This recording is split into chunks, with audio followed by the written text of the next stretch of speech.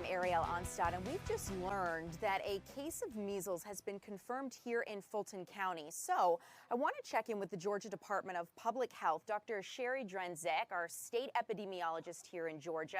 Dr. Drenzek, thank you so much for joining me. What can you tell me about this case of measles? Yes, thank you for having me. This particular case of measles occurred in an individual that was unvaccinated, but did not have any international travel, did have some travel here in the US. And so what we normally do in our public health investigation, which is all hands on deck, very rapidly try to identify where the measles case was.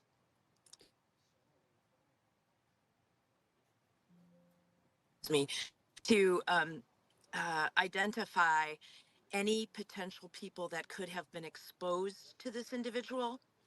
And our investigation revealed that the individual actually was in a few public places during the time in which they were infectious. And so, what we do in public health is we're trying to at least uh, warn people that this potential measles exposure could have occurred. Normally, in public settings, even though measles is extremely contagious, normally in these public settings, most individuals are immune. For the most part, we see widespread immunity, but there may be some individuals that are not vaccinated or may have or be too young to be vaccinated as well. So the risk of getting measles in a public setting, such as those that were outlined in our news release, is low, but is not zero if a person is not vaccinated or not immune. So we wanted to make sure that people were aware of this measles case, aware that, you know, our investigation narrowed down the time periods of risk, not only to the days, but also to the hours and time frames in which the individual with measles, you know, was there. So if an individual was in any of these places, I think that the most important thing to be aware of is to monitor yourself for symptoms. It is not likely that you're going to get measles in these settings, but monitor yourself for any symptoms of measles. It usually begins with a high fever, watery eyes, a runny nose, a cough, and then the development of a rash.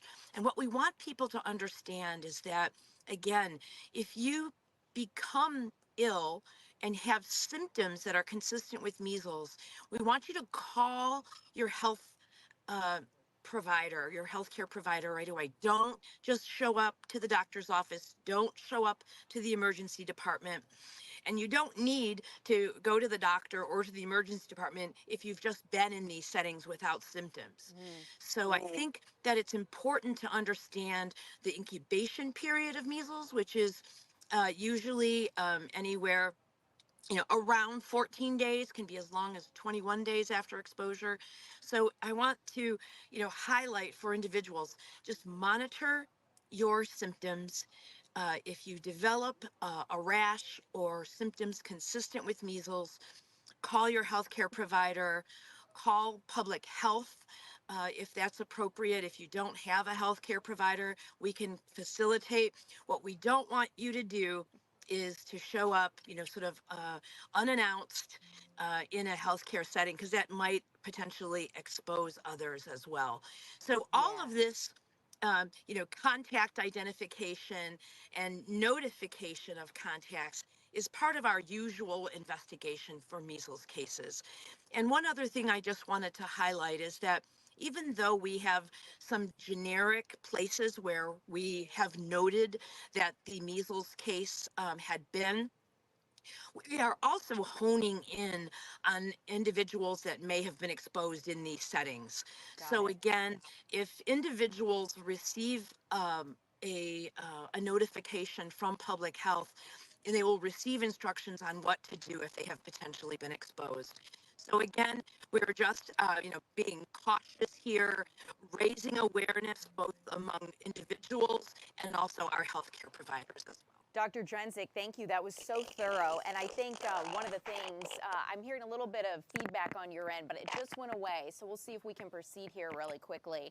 I want to let people know, for those who are streaming along with us and listening, the exposures happen September 2nd and 4th in the Georgia State University campus, and then at the Sweet Green Restaurant on North Avenue, and then at some soccer games September 3rd, 6th, and 7th. And like you said, the risk is low. You already reached out to people you believe could be affected.